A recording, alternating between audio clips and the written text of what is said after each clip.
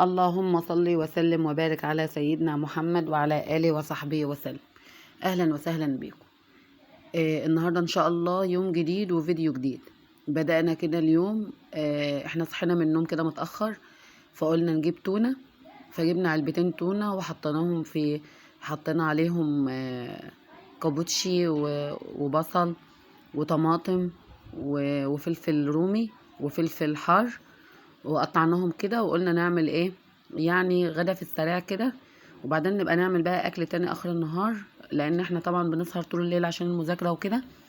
فبالتالي انا بعمل الاكل يعني يعتبر بالليل، فده بقى كان بالنهار، فقلنا نعمل الاكل سريع كده بالنهار وبعدين نعمل ايه بقية الاكل اخر النهار بقى. طبعا زي ما انتوا شايفين كده هنعمل جلاش باللحمة وقلينا بطاطس، وهنعمل كبدة اسكندراني وطحينة، وهناكل ان شاء الله بعيش. النهاردة ان شاء الله انا عايزة اتكلم شوية مع التلاميذ والطلبة والطالبات اللي في المرحلة الابتدائية والاعدادية والثانوية واي طالب عندنا في البيت. يعني انا بشوف ناس كتير يا جماعة، لان انا طبعا مدرسة. لما بكون براقب في الامتحانات بلاقي اولاد كتير جايين، يعني مجرد ان هم يحطوا اي كلمتين في الورقة ان هم ينجحوا ويبقى معاهم شهادة وخلاص. بس طبعا يعني بيكونوا هم اصلا ما فيش معلومات في دماغهم اصلا، يعني بيكونوا هم اساسا جايين لمجرد ان هم يمتحنوا وخلاص. عايزه اقول لك كلمه واحده بس، هو انت استفدت ايه؟ يعني لما تكون بنت او ولد جايين مجرد ان هم لو اخدوا كلمه من واحده قاعده وراهم، ولا زميلتهم اللي قاعده قدامهم، ولا حد هيقول لهم اي كلمه يغششهم بكلمه مثلا، حتى لو مش هيغشهم هم عارفين مثلا كلمتين ثلاثه في المنهج، لمجرد ان هم يحطوها في الورقه، واول ما يخرجوا من اللجنه كده خلاص ما عادوش فاكرين حاجه، مجرد ان هم ياخدوا الشهاده وخلاص. عايزه اقول لك كلمه، انت استفدت ايه؟ دلوقتي انت لازم يكون عندك معلومات في دماغك عشان تنفعك في حياتك. البنت اللي هتكبر دي او الولد اللي هيكبر ده، مش هو هيتجوز ويخلف ويبقى عنده اولاد، والاولاد دول هيستفيدوا منه لما تقعد بقى مع ابنك او بنتك وتيجي تتكلم وياهم ويلاقوك ما انتش فاهم حاجه وما انتش عارف حاجه. كده هيبقى كويس؟ يعني كده انت كده هتشوف نفسك ان انت كده كويس؟ انا يعني بناشد الطلبة والطالبات، بناشد اي ولي امر، ابنك او بنتك لازم يكون عندهم كمية معلومات مناسبة للمرحلة اللي هم فيها. خلوهم يقروا، خلوهم يفتحوا النت على مواقع تعليمية، على اي معلومات عامة. مش لازم طول النهار ماسكين التليفونات على فيديوهات ملهاش لازمة وعلى العاب ملهاش لازمة. احنا كده يعني الجيل كده بيضيع يا جماعة، كده بجد بجد الجيل كده بيضيع. انا يعني فين وفين اما بقعد مع طالب او اقعد مع طالبة، يعني من بين 3 4 فصول ما بلاقيش يجي 3 4 اولاد عندهم معلومات حقيقية ان انت تقدر تتكلم مع طفل زي ده. فيعني ارجو من من الطلبة او من اولادنا اللي موجودين معانا في البيوت ان هم ياخدوا الموضوع بجدية شوية. طبعا احنا اليومين دول في موسم امتحانات، ارجو ان انتوا تهتموا بالموضوع ده يا جماعة. المذاكرة يعني حاجة مش وحشة، لما والدك او والدتك يقولك ذاكر دي حاجة مش وحشة خالص، وما بيقولكش كده عشان هو بيقولك عشانك انت. انا لما اتعلم هفيد نفسي، مش هفيد لامي ولا ابويا، انا هفيد نفسي قبل ما افيد غيري. فارجو من اولادنا الطلبة ان هم يهتموا شوية بمذاكرتهم، يهتموا بتعليمهم، يهتموا بالقراءة، وان هم يثقفوا نفسهم ويسألوا اي حد اكبر منهم في اي حاجة هم عايزينها، بس تكون حاجات مفيدة يعني. فربنا ينجحكم جميعا، ربنا يوفقكم ويوفق اولادنا كلهم في الامتحانات وغير الامتحانات، وان شاء الله ربنا يبارك في اولادنا كلنا. طبعا انا مسكت كده الكبده قطعتها، طبعا انا طولت عليكم. طبعا اولادنا اللي بيمتحنوا دول هم اهم حاجه دلوقتي، يعني هو ده الاخبار اللي احنا كلنا مستنيينها بقى، يعني في امتحانات، في نتائج، في حاجات من ديت، فكل كلامنا دلوقتي على الامتحانات. فارجو ان انتوا يعني يعني صدركم يتسع ليا كده ان انا اتكلم مع اولادنا كل مره كده، اتكلم معاهم كلمتين، يا رب كده ايه اي حاجه تاثر فيهم يعني.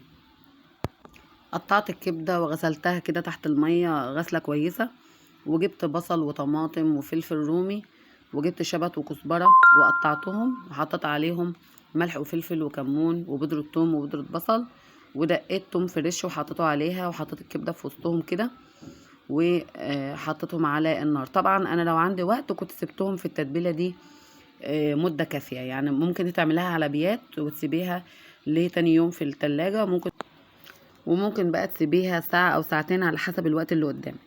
انا قلت كده اما اقلي بطاطس كمان، وقطعت كده بطاطس وقلتها على البوتاجاز اهو. وبعدين قعدت بقى بنتي تعمل ايه صينيه الجلاش. طبعا انا عصقت اللحمه زي ما انتوا عارفين طريقه تعصيج اللحمه، ان انا حطيت بصل على البوتاجاز وحطيت عليه اللحمه وقلبتهم وحطيت عليهم ملح وفلفل وكمون، وسبتهم شويه على نار هاديه تتعصق كده اللحمه معايا. وبعد كده جبنا الجلاش، دهنا ارضيه الصينيه كده سمنه، وبعدين حطينا كل رقتين كده نحط ايه حتة سمنة صغيرة، ما نحطش كتير عشان ما تبقاش دسمة يعني. وبعدين كده، وبعدين هنقعد نحط بقى ايه كل رقتين رقتين كده ما بينهم حتة سمنة.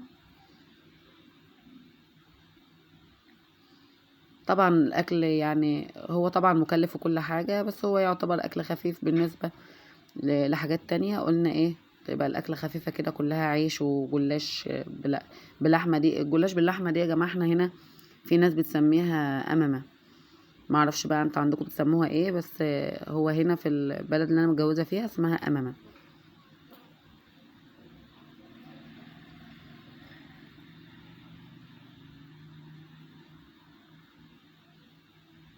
طبعا الاولاد بقى اللي بيذاكروا نصيحه مني لكم يعني، شوفوا لسه قدامكم قد ايه على الامتحانات وقسموا وقتكم.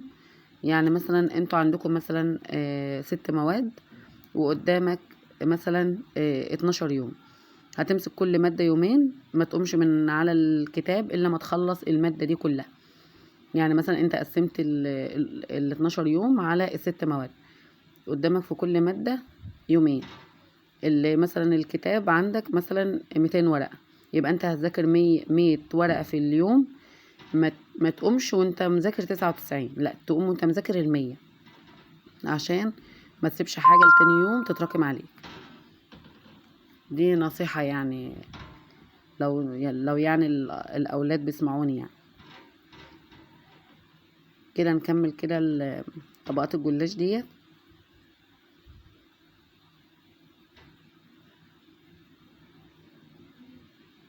طبعا بقى وانتوا بتذاكروا كده تقولوا ايه: اللهم لا سهل إلا ما جعلته سهلا، وأنت تجعل الصعب إذا شئت سهلا، أو أنت تجعل الحزن إذا شئت سهلا.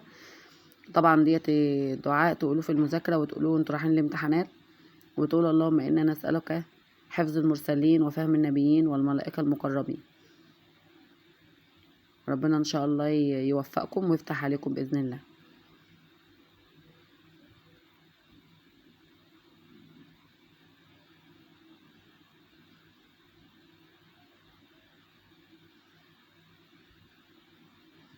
طبعا انت لو عاملة بقى صينية كبيرة ممكن تعملي لفتين جلاش، تفردي واحدة تحت وتحطي بقى في النص اللحمة، وبعدين تحطي آه، لفة الجلاش التانية فوق. بس طبعا الصينية مش كبيرة عندنا، هي مش كبيرة قوي يعني، واحنا عملنا لفة الجلاش نفسها قسمنا نصها تحت ونصها فوق على حسب بقى الصينية اللي في ايدك.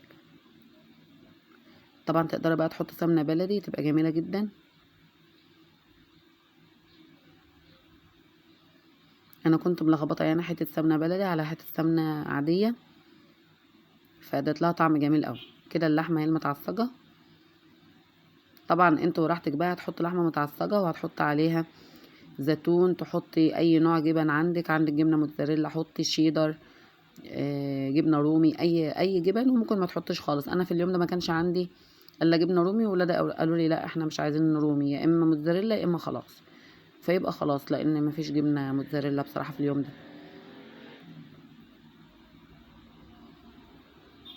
تفردي بقى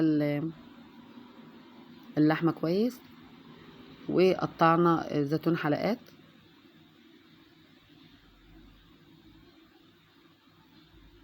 طبعا الزيتون ده اختياري برضو، ممكن ما تحطوش خالص، بس تعملي حسابك لو انت هتحطي زيتون بقى ما تبقيش تكتري ملح في اللحمه عشان ما تبقاش حادقه منك قوي. ولو بالذات بقى لو هتحطي كمان جبن يبقى ايه يعني الملح يبقى قليل قوي لانها بتحدق. كده وزعنا الزيتون الحلقات.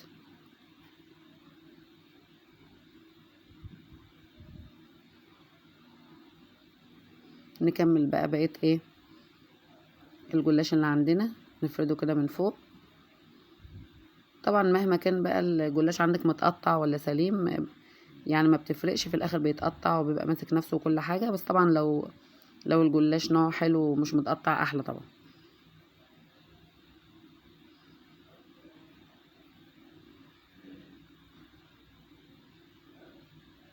طبعا تبقى مطلعه بقى الجلاش من الفريزر يفك براحته عشان ما يتكسرش منك.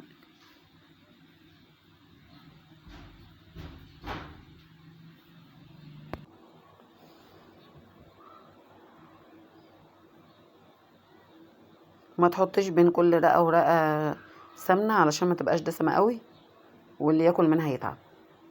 يعني كل رقتين كل 3 رقات تحط شويه سمنه ومش كتير.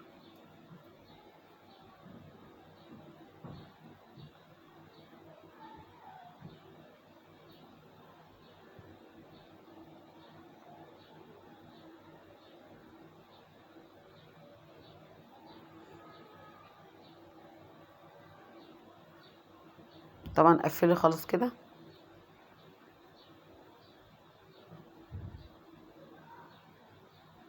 في الوقت ده بقى احنا قلينا بطاطس والكبده كانت على البوتاجاز بتستوي طبعا على نار هاديه. وتغطي النار بقى على الكبده عشان ما تتحرقش منك لانها بتتلسع بسرعه كده من تحت. ونمسك كده الايه الجلاش بعد ما خلص خالص اهو، نمسكه نقطعه كده. لازم يتقطع قبل ما يدخل الفرن. ونعمل له بقى ايه آه التشريبه بتاعته. طبعا انت ممكن تعملي الجلاش ده ملفوف وممكن تعمليه في صينيه زي ما انا عامله كده. طبعا السكينه تبقى حاميه معاكي بقى علشان ايه ما تتقطعش وحش معاكي.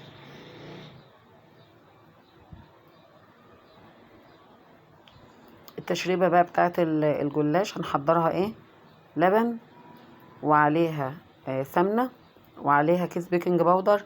ولو انت عايزه تحطي بيضه، في ناس بتحط بيض وفي ناس ما بترضاش تحط بيض، فانت وراحتك ممكن تحطي او ما تحطيش. فممكن تحطي نشا كمان، يعني انت تحطي لبن وسمنه ونشا وبيكنج باودر وبيضه. هي دي محلول يعني ايه، دي تشريبه للجلاش. شيلي منهم بقى اي حاجه انت عايزاها وحط الحاجه التانية. عايز تحطهم كلهم حطيهم. طبعا النشا بقى والبيكنج باودر كده هتخليها مورقه كده وطعمها حلو. والبيضه بتديلها لون جميل جدا من فوق، بس مش كل الناس بتحب تحط بيض. زي المكرونه بالبشاميل كده، في ناس بتحط بيض وفي ناس ما بتحطش. دي بقى بتبقى ايه حريات يعني.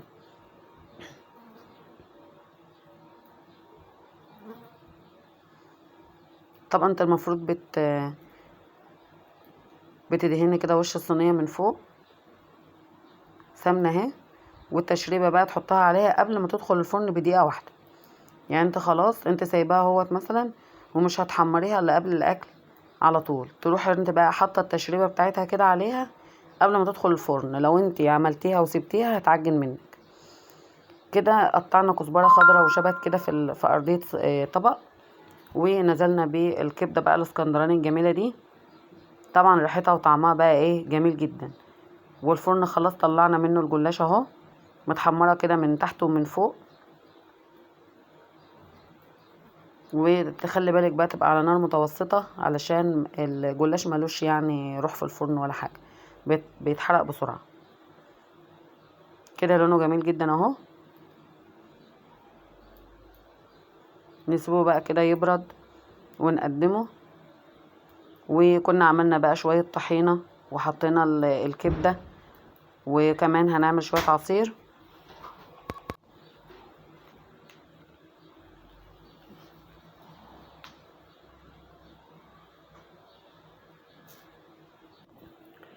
طبعا لو وصلت معايا لحد هنا ارجو ان انت تشتركي معايا في القناة وتفعلي زر الجرس، وارجو ان انت ما تنسينيش بقى في اللايك والشير.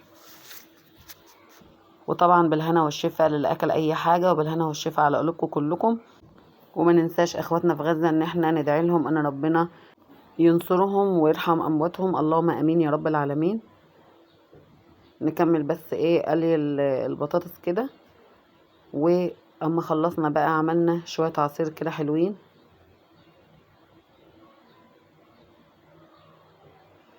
عملنا كده شوية عصير برتقان وحطينا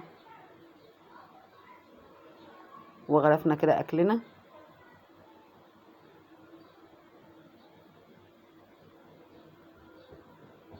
ودي شكل الصينية بقى بعد ما خلصنا.